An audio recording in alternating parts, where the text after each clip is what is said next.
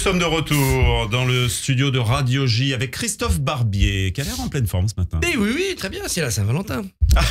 C'est la Saint-Valentin, c'est aujourd'hui, c'est vrai. Ben c'est oui, incroyable. fête des amoureux aujourd'hui. Fête des amoureux, donc ce soir, no match. Bonjour Madame la députée, Charlotte Parmentier-Lecoq, présidente de la Commission des affaires sociales de l'Assemblée et députée du Nord. Et qui fêtera la Saint-Valentin aussi, j'espère. Bah on va voir, ça fera peut-être partie d'une des questions de Christophe. Tout de suite, c'est Nina Azoulay, comme tous les mercredis. Exactement. Bonjour Éternelle Nicolas. amoureuse. Oui, bien sûr. Et bonjour Christophe. Bonjour Madame la députée. Bien sûr.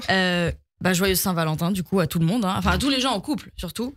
Hein, je précise aux gens en couple parce que maintenant il y a une mode, c'est que les gens célibataires disent qu'ils fêtent la Saint-Valentin mais tout seuls. Parce qu'ils s'aiment et parce qu'ils se donnent de l'amour à eux-mêmes. Faut arrêter. Je veux dire, pour moi, t'as beau t'aimer plus que tout. Si t'es seul, ça s'appelle pas fêter la Saint-Valentin. T'es juste chez toi, tu passes ta soirée, voilà, t'existes, tu es quoi. Tout simplement, à la limite, tu fêtes la Saint-Valentin. Mais la Saint-Valentin, c'est la fête des amoureux, donc tu la souhaites seulement aux amoureux. Je veux dire, je vais pas souhaiter un bon ramadan à David Chiche-Portiche. Ça n'a pas de sens. En plus, si on est dans cette logique, moi, je fête la Saint-Valentin seule toute l'année. Vu le nombre de boîtes de chocolat que je m'offre, franchement, on est bien.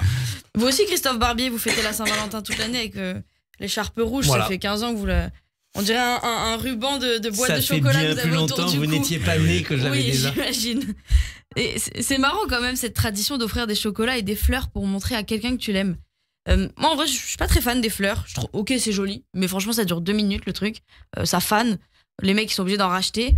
Alors, une belle bague de chez Cartier, enfin, c'est du solide, ça. Je veux dire, aucun risque que ça fane, quoi. Ouais, non, mais investissez, les mecs. Je vous jure, ça vous coûtera moins cher que des fleurs à vie, franchement. Moi, je sais pas. Je place l'idée, celui qui veut. Voilà. Enfin, cette année, je sais même pas si les mecs auront le temps d'acheter des fleurs parce que là, ils sont face à un dilemme. C'est soit passer leur soirée avec leur meuf, soit regarder la télé pour voir la grande librairie sur France 5. Voilà, je sais pas, c'est un choix qu'ils peuvent avoir. Gros dilemme. Non, évidemment, il y a le match PSG Real Sociedad. Ouais, c'est ça. Match PSG Real Sociedad. Là, j'ai plein de copines qui sont au bout de leur vie parce que leur mec passe pas la soirée avec elles. Finalement, j'ai envie de dire, en couple ou pas, on croit que c'est mieux d'être en couple, mais en fait, on est toutes dans le même panier. Hein. Le résultat est le même, tu passes la soirée seule. Mais bon, c'est vrai que les gens en couple pourront la fêter plus tard, alors que les célibataires, on se sent vraiment exclus le jour de la Saint-Valentin. C'est un peu comme si on se faisait recaler de boîte, je trouve. Genre, ils veulent pas de nous. C'est une soirée privée. Tu peux rien faire. C'est juste ta gueule qui ne leur revient pas. Donc tu restes seul devant la boîte et t'auras beau négocier autant que tu veux, tu pourras quand même pas rentrer. Dans tous les sens du terme.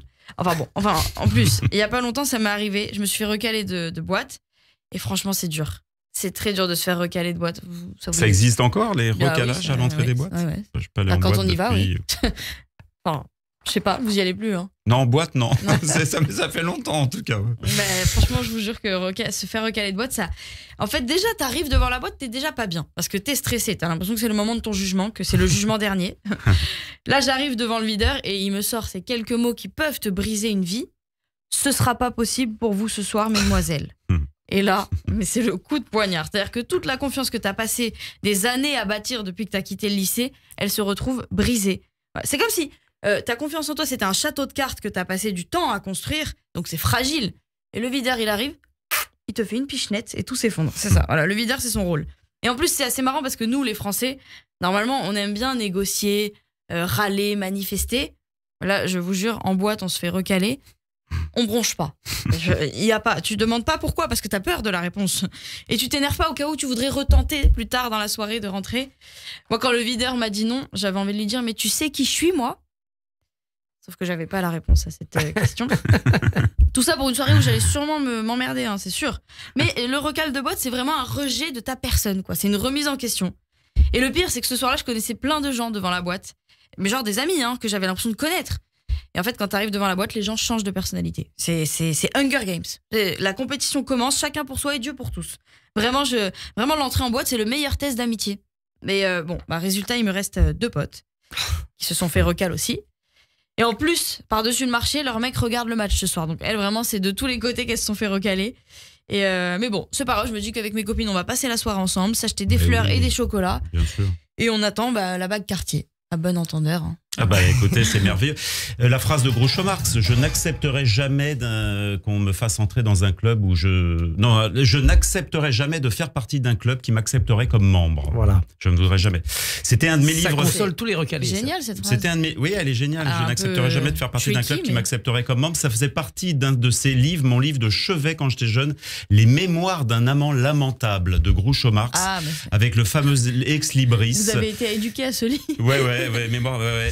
J'ai écrit ce livre durant les longues heures où ma femme s'habillait pour sortir. Si elle avait été adepte du naturisme, ce livre n'existerait pas.